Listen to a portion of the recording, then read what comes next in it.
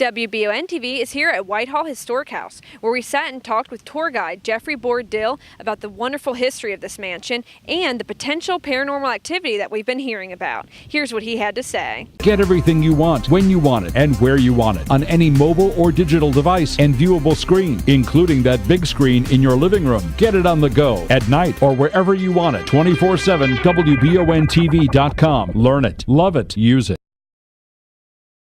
Everyone who has worked in this house since it opened has stories to tell of things that happened to them that they can't explain. And I'm certainly no exception to that rule.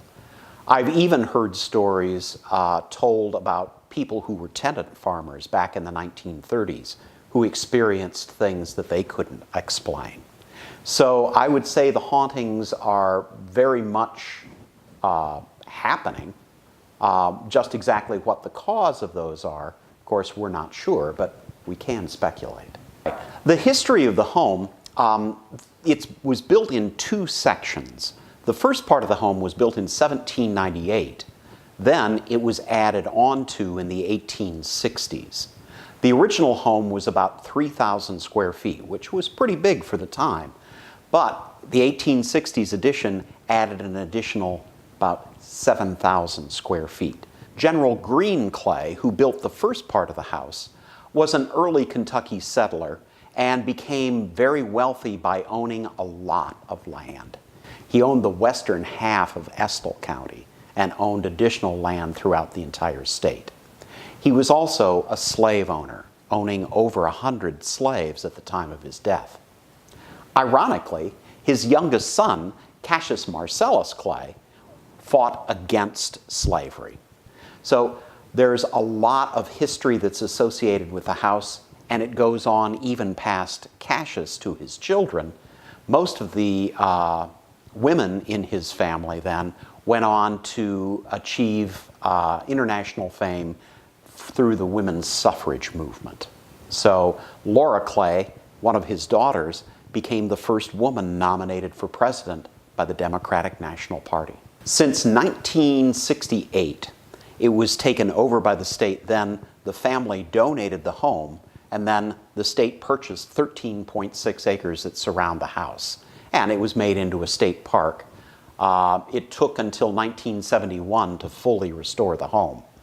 From 1903, the time that Cassius Clay died, until about 1960, this house was used as a barn.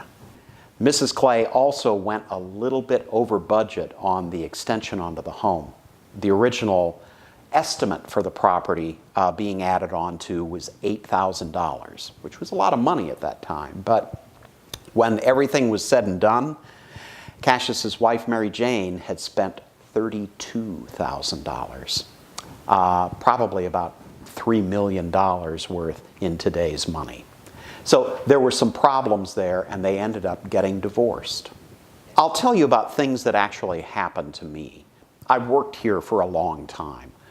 And when I first started working here, the house wasn't air conditioned.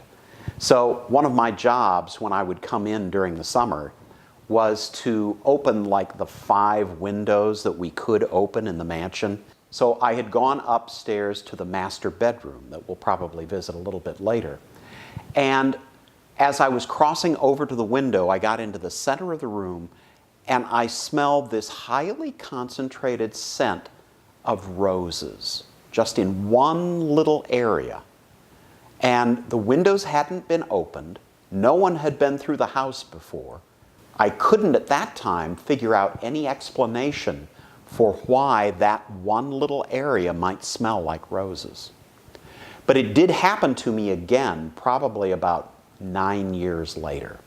As I was going down the central hallway, once again I was struck with one small area having this highly concentrated smell of roses. The only explanation that I can find for that came to me much, much later. I realized that most of the time when strange things happen in the house, it's because there's a large repair project going on. And both of the times that I smelled the roses, there were large projects going on. Weird things seemed to increase. Cassius's wife, Mary Jane, as I said, was in charge of overseeing the property while it was being built in the 1860s. So I think that it may be Mary Jane coming back to oversee those things that are being done to the house, to make sure that they're done to her exacting specifications. And if she approves, she leaves a little remembrance of herself behind to let us know of that approval. In this case, the smell of perhaps the perfume that she wore that was popular in the 1860s, attar of roses.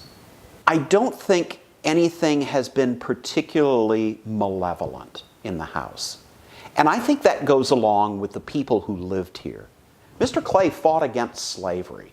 Playful, perhaps in bad taste playful sometimes, but not necessarily something that you would need to be scared of. A past curator told us a story that she was working in archives and going through the inventory cards. And she was leafing through one and took a card out and was making notations on it. And she saw that one box on the end out of 3 levitate up, move to the side of the other boxes, and then come down on the desk. Well, she wasn't going to be intimidated by that, so she said, "Cassius, cut it out." And things stopped.